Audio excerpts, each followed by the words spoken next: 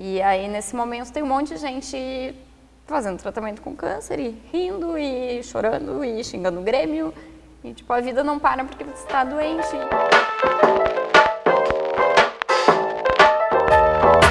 Porque tu é obrigada a parar e olhar pra ti, né? Não compare as histórias e sim compartilhe experiências. Quimioterapia são doses de vida. Olá, gurias, tudo bem? Bem-vindos à nossa nova temporada do Força Gurias. E a gente tá de casa nova, perceberam? E a cadeirinha roda e eu não tenho maturidade nenhuma, mas a gente vai conversar sobre um assunto que exige maturidade sim e a gente vai se redescobrindo ao longo do tempo. O nosso assunto de hoje é câncer e agora? A descoberta de um diagnóstico é sempre muito tumultuado.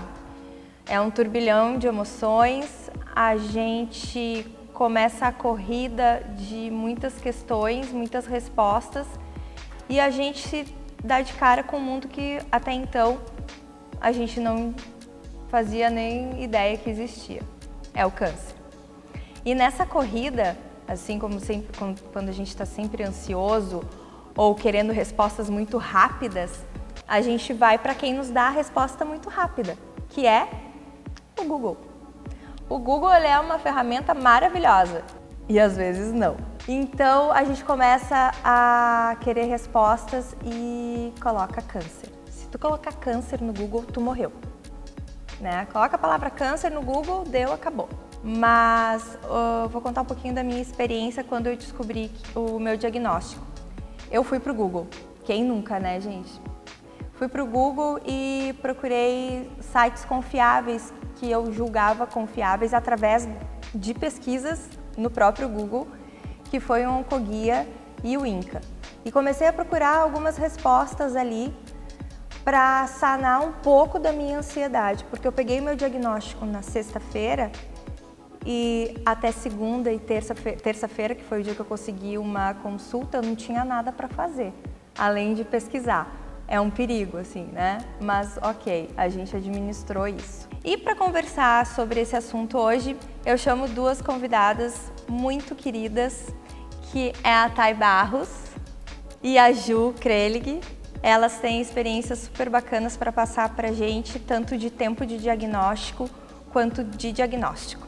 Tudo bem, gurias? Já é a minha segunda participação no Força Gurias. Estou muito feliz porque é realmente uma referência para mulheres diagnosticadas e através dessa referência o canal sempre se expande com muita qualidade na informação. Então eu sou a Thay, hoje eu tenho 36 anos, eu fui diagnosticada com câncer de mama em 2016 e metastático em 2018. O câncer metastático é quando a doença parte do início da mama para outros órgãos. No meu caso foi pulmão, fígado e ossos. E eu vou contar um pouquinho aqui para a Ana e para a Ju como foi lidar com essas emoções após o diagnóstico de câncer metastático e também do câncer inicial. Bom, eu sou a Ju, eu tenho 33. Não sei. Se tu não sabe. Tenho 33 anos, eu fui diagnosticada com câncer de mama aos 27. Já terminei todo o tratamento, em teoria, estou curada, mas na verdade a gente sabe que a cura é só mais uma palavra, né? Eu tô aqui também para contar um pouco da minha história, para contar um pouco da minha experiência. Eu tive um câncer que é o chamado triplo negativo, que ele é um horror. Mas e as pessoas às vezes me olhavam assim, tipo, nossa, tu tem triplo negativo, que absurdo, coitada. E eu, né, estamos aqui. Estamos aqui, né? Quando eu descobri o câncer, o médico disse que é triplo negativo, ele é muito agressivo, mas reage muito bem à quimioterapia. E eu acho que talvez fosse toda essa agressividade que eu precisava, assim, porque a maneira como eu reagi a ele também foi muito agressiva e foi muito cheia de vida. Ai, que delícia. Então, cheio de vida é o que queremos. Exato. Vocês tiveram o diagnóstico em idades novas, eu também, né, com 36, mas tu foi bem nova, né, Ju? Bem nova. E tu, então, porque depois dos 30, 35, a gente ainda tá um pouco mais madura. Como é que foi para ti receber o diagnóstico com 27, saindo da faculdade e cheio de planos, projetos. Conta aí como é que tu administrou. Bom, quando eu recebi, na verdade, eu tinha em julho, eu recebi o diagnóstico em novembro. E em julho, eu tinha lido um texto que tinha naquela função tinha uma novela Amor à Vida, que a Nicole ia cortar o cabelo, não ia cortar e tal, e aí teve um texto do Além do Cabelo que dizia: chega desse clichê, tenho câncer, não consigo mais sorrir. E aí nesse momento tem um monte de gente fazendo tratamento com câncer e rindo e chorando e xingando o Grêmio e tipo, a vida não para porque você está doente. E aí eu pensei, nossa, eu nunca tinha me passado pela cabeça isso, porque todas as referências que eu tinha até aquele momento eram morte. Câncer era morte, fulano morreu, fulano teve câncer, morreu, né? Sempre muito dramático, Sempre né? muito dramático. E aí eu pensei, nossa, é verdade, né? Que legal isso. E aí quando eu recebi isso, nem imaginava que eu estava doente. E aí quando eu recebi o diagnóstico, na verdade eu fiz a biópsia, né? Tinha essa suspeita, mas tentei não pensar muito sobre isso. E a médica me ligou no dia anterior e ela falou: a gente está esperando o resultado de alguns exames imunohistoquímicos, mas eu gostaria de conversar contigo amanhã de manhã. E aí eu, bióloga, tipo, deu merda. Deu merda. E aí eu fui dormir sabendo que estava doente, sem querer acreditar que eu estava doente. E aí no outro dia eu fui na consulta e pensei, quer saber? Eu falei pra minha irmã, na pior das hipóteses eu vou ter 2 peitos novos, que não passa a possibilidade de morrer. Eu acho que assim, conscientemente tudo aquilo toda aquela história de a pessoa pode viver tendo câncer já tinha se introjetado em mim. E aí quando a médica falou, né, eu olhei pra ela assim, é câncer? E ela, sim. E aí eu coloquei ela numa sinuca de bico horrível, né, porque eu assim, eu vou morrer disso. Quem é que tem essa resposta, né? Ninguém tem essa resposta. Na verdade, todo mundo vai morrer um dia. Exato. E aí ela, sim, mas eu acho que ela entendeu o que eu tava precisando escutar naquele momento. E ela falou, não. Aí eu, beleza, vamos resolver. Bora viver. Calma, né? Tipo, eu disse, não, tá tudo certo. Vai ser um processo, eu vou passar e tá tudo bem, eu vou resolver. E é mais um problema na minha vida e tudo bem. Claro, depois eu descobri que não era tão simples assim. Mas é que durante o tratamento a gente vai descobrindo, né? Mas esse momento, assim, inicial, Porque a primeira coisa que passou pela minha cabeça foi, tipo, eu tenho que saber se eu vou morrer, porque se eu for morrer... Peraí que eu tenho muita coisa pra viver antes de morrer ainda. Por que a gente pensa isso, gente? Não precisa ficar doente, nem receber um diagnóstico pra viver. Então... É incrível, né? A gente, quando recebe o diagnóstico, que a gente percebe que a finitude existe. Exato. Isso é uma coisa muito louca. Como é que foi pra ti, Thay, receber... Porque tu recebeu o diagnóstico de câncer de mama e após alguns anos, tu recebeu o de câncer metastático. Tem uma diferença enorme de protocolo, de tratamento. E como que foi pra ti, emocionalmente? Qual a diferença? O que tu julga, assim, de mais diferente na receber esses 2 diagnósticos? Na verdade, os 2 diagnósticos em fases diferentes, né? O meu intervalo foi de 1 ano e meio de um diagnóstico para o outro. Eles são muito difíceis. Não adianta dizer que a pessoa vai receber melhor o diagnóstico de metástase, porque ela já passou por um choque de ter recebido o diagnóstico inicial. Eu diria até que é pior o da metástase, porque daí tu tá de frente com uma informação de que aquela doença não tem cura. E, enfim, no primeiro diagnóstico ele é horrível porque a gente tem muitas dúvidas, como tu falou. Essas dúvidas vão ser repetidas por muito tempo. Por mais que o paciente veja a informação uma vez, ele só vai se dar por vencido se ele escutar aquilo 10 vezes de pessoas diferentes. Então, por isso que o Força tem essa importância, né? E todas as plataformas de influenciadores oncológicos são importantes, porque tu vai ouvir de pessoas diferentes uma pergunta que te parece não ter resposta, mas no teu momento ela vai ter. Embora eu já estivesse mais preparada com informações sobre o câncer, receber o diagnóstico de metástase foi como se tivessem me dado um tiro, que eu nunca tomei, assim, tipo, nunca tomei um tiro, mas eu imaginei um tiro no peito que dói demais. Olhei e pensei, quando a doutora me deu o diagnóstico, ela perguntou, eu já suspeitava que estivesse com metástase, porque justamente pelo conhecimento da doença, eu percebi que o meu corpo não estava ok. E isso é uma coisa muito interessante, quando tu perceber que tem algum problema no corpo, que não está legal, não ignora esse sintoma. Um carocinho, uma dor, um desconforto, qualquer coisa que apareça no nosso corpo é digna de investigação. Então a gente não pode ignorar isso, foi uma coisa que o câncer me ensinou. Então, voltando à questão da metástase, quando eu estava percebendo que o meu corpo não estava legal, eu já estava com a suspeita de que fosse a metástase, mas eu não sabia como seria isso, se era algo grave, não tão grave, não tinha dimensão de como seria essa notícia. Quando a doutora me perguntou, ela disse assim, tu quer conversar comigo em outro momento? Tu quer que eu converse com teu marido e com a tua mãe? Ou tu quer ouvir a notícia? Até me arrepia de dizer isso, né? Dá vontade de chorar. Eu pensei, ai não, eu vou sair daqui e vou pedir que tu fale com a minha mãe e com o meu marido, que depois eles me dizem de uma forma mais suave. Aí eu pensei, não pode ser, porque esse problema é meu. Eu não posso dizer, vai ser difícil para os dois ouvirem também, se for metástase. Então, eu tenho que ouvir. Aí eu deitei na maca, respirei fundo e pensei, não, eu já passei por tanta coisa ruim, isso vai ser mais uma coisa ruim que eu vou ter que passar e ponto. E aí ela começou a falar lentamente. Então, Tayana, a gente recebeu a confirmação de que tem algumas metástases, posso começar? E eu, pode começar, tipo assim, começar, como assim, né? Então ela começou bem lento. Tem metástases nos ossos, no fígado, no pulmão, apareceu uma manchinha nos rins, só que a minha ansiedade estava tão grande que eu comecei, ela vai falar cérebro, ela vai falar ovários, tipo, ela vai falar tudo, que eu vou estar tomada. E aí essa ansiedade me ajudou um pouco, porque ela parou de falar. E eu, ok, então são 3 lugares, eu consegui me concentrar em quantos lugares eu estava com metástase.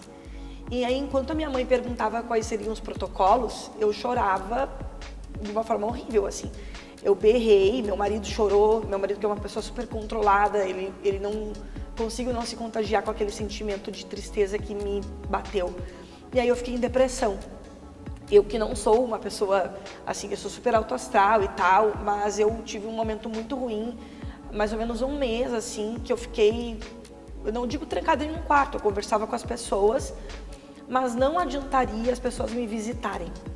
Porque às vezes a gente pensa que a nossa presença vai ser importante, mas o paciente ele passa por um problema que eu passei no caso, de não conseguir me sentir digna de devolver o amor que eu estava recebendo naquele momento. Então uma visita, uma palavra de conforto me faziam bem, mas talvez naquele momento fosse mais virtual, fosse mais importante. Porque pessoalmente eu não estava... Tu tem que te posicionar para receber uma pessoa, uma visita, tu tem que estar um pouco disposto. E eu não queria que as pessoas, de repente, não entendessem que naquele momento eu não estaria apta nem para conversar. Então, passado um mês, eu pensei, o que eu vou fazer com essa informação, né? Foi um mês de muitas reflexões. E fui me conectando com pessoas que estavam com metástase também, fui me informando, me desliguei da questão do tempo de vida, até por ser leonina, né? Eu tenho uma coisa muito individual, assim, tipo, eu não estou dizendo que eu sou exibida, mas tipo, o leonino ele é assim, tipo, eu, né? E aí eu usei isso a meu favor, tipo, não, se o leonino é assim, eu, e se eu sou assim, eu vou acreditar que o meu caso não vai ser como o das pessoas que já morreram de metástase. E nessa caminhada, desde o início do diagnóstico até hoje, já morreram muitas pessoas por metástase, sem metástase.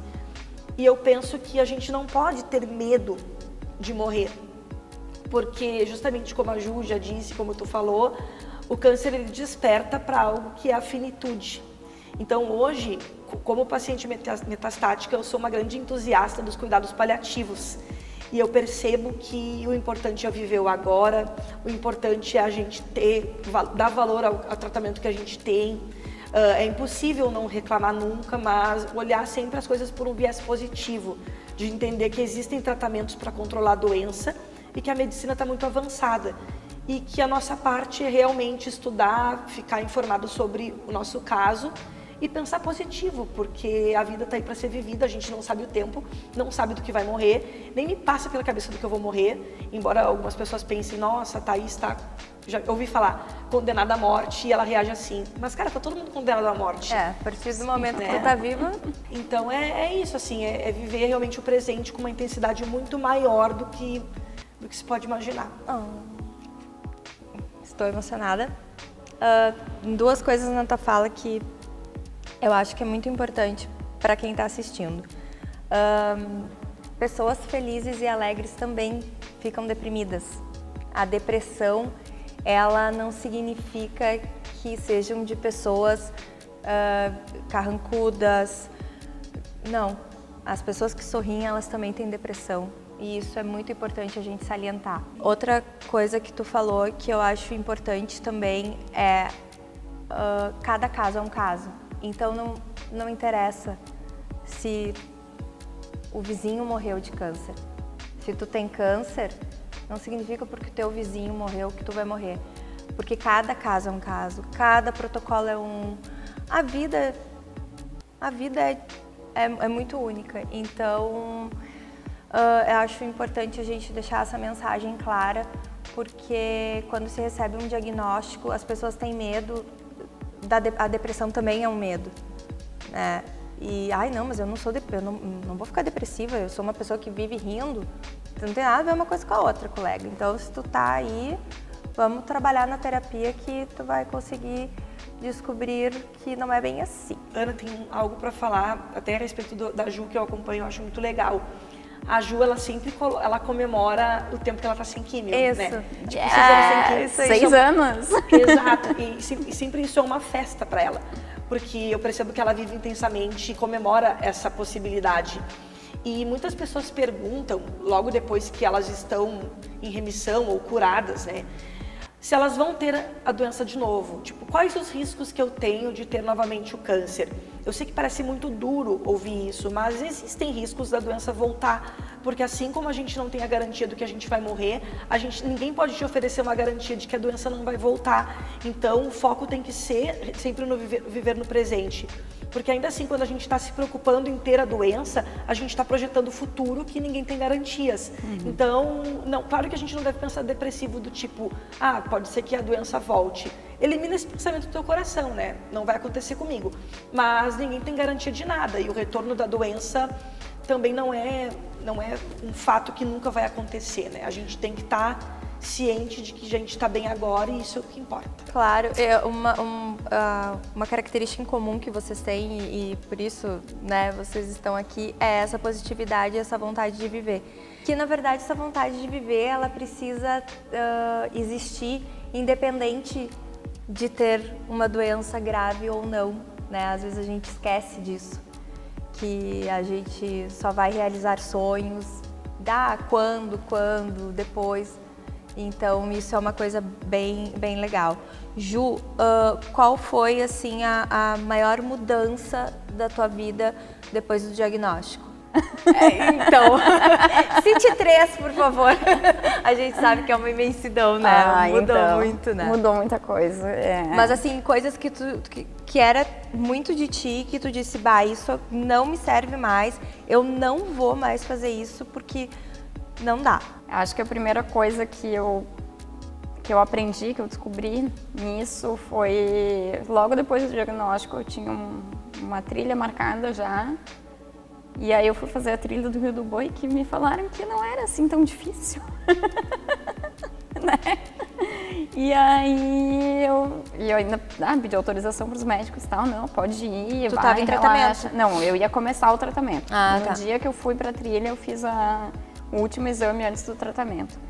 E aí eles, não, vai, relaxa, tá tudo certo. E só não te machuca, né? Pra não atrasar o início do tratamento, mas vai curtir a natureza, vai te fazer bem. Daí eu, tá. E aí eu cheguei, é uma trilha muito longa, tem muitas pedras, tem travessia no meio do rio. E aí eu cheguei e eu comecei a perceber que eu tinha medo. E aí eu lá pelas tantas, o rio me derrubou e eu caí dentro do rio, bati o joelho numa pedra. E, né, e aí eu comecei a chorar, eu chorava desesperadamente. Acho que foi a primeira vez que eu chorei depois do diagnóstico. E aí eu chorava desesperadamente e eu olhei para minha irmã e eu falei assim, eu não tenho medo do câncer, mas eu tenho medo de mim. Eu tenho medo de pular uma pedra e depois outra pedra, e eu não tenho medo do câncer, que em teoria é uma doença terrível, porque afinal a cura do câncer não depende de mim, a cura do câncer depende dos médicos e dos remédios. Eu confio em terceiros, mas eu não confio em terceiros, mas não confio em mim. Então acho que a primeira coisa foi esse processo de buscar minha autoconfiança, de buscar me conhecer, de entender meus pontos fortes, entender meus pontos fracos, respeitar isso. Isso é super importante. E em 2017 eu fui fazer uma trilha no Mirante da Janela, na Chapada dos Veadeiros, e era uma trilha assim que eu tinha decidido que eu não ia fazer, porque afinal era difícil. E aí a minha amiga disse, eu vou de qualquer jeito, e um dia antes, assim, eu olhei e comecei a ler no Google. Aí fui pro Google, sim, na parte sempre boa. O Google, né, gente? Sempre o Google. Aí, sim, tinha opiniões diversas sobre a trilha, de fácil ou difícil, mas todas diziam, a vista mais linda da Chapada dos Veadeiros tá ali. E eu pensei, cara, eu cheguei até aqui, por que eu não vou, entendeu? E vai dar certo, tem que dar certo. Na pior hipótese, eu vou desistir no meio e vou voltar. E eu fui para aquela trilha com uma garra, com uma coisa, assim, eu superei todos os medos de altura possíveis naquela trilha. Eu tive medo no fim, assim, na última escada que eu tinha que subir. E quando eu cheguei lá em cima, eu disse, deu certo. Valeu a pena. Valeu a pena, e aí ressignificou todo aquele início daquela trilha, assim, eu pensei, eu acho que agora eu tô no caminho certo, agora eu acho que eu tô confiando em mim. E isso é só um reflexo, né, de tudo que eu construí nesse período, assim, exato, de todas as coisas. Eu deixei aquela minha rotina, trabalho, faculdade, né, festinha de final de semana, e passei a ter coragem de aprender coisas, de descobrir novas coisas, novos caminhos. E também, além de descobrir os novos caminhos, de não me culpar se aqueles caminhos não fossem legais, sabe? Sim. Comecei a fazer um curso, não gostei, tá tudo bem. Exato. Né? Eu Tem brinco, outros. Exatamente. Eu brinco que, ironicamente, o câncer me libertou. Justamente por isso, assim. Porque tu pode testar o que tu quiser. Tu pode ser quem tu quiser. Exato. Né? Então... Eu, por muito tempo, falei assim, obrigada por ter tido câncer. As pessoas me olhavam, sabe, assim, louca! Essa guria é louca! Essa guria é maluca! E eu, tipo, sim, gente, eu agradeço pelo câncer. Eu acho que o agradecimento, quando tu fala agradecer o câncer, tu teve a inteligência emocional de se conhecer e de usar essa oportunidade para se conhecer melhor, né? Isso é do diagnóstico também, o paciente também pode tirar isso de bom, né?